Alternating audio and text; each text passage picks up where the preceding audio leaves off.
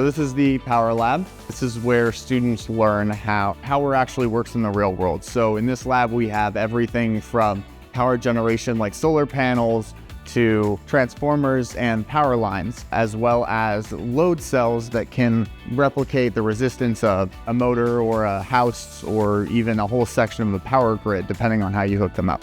It's just a really good way to learn about how power looks from a large power grid perspective.